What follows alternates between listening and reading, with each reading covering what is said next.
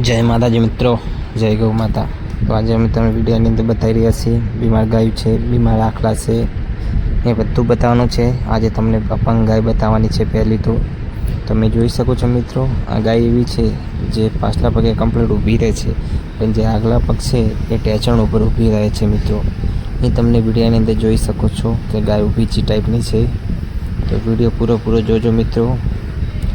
जो मित्रों गाय ची टाइपनी ऊभी छे, गायनी हालत जेवी छे। एक आ गाय बीजी एवी छे जे पाछला पग उपर ऊभी रहे छे।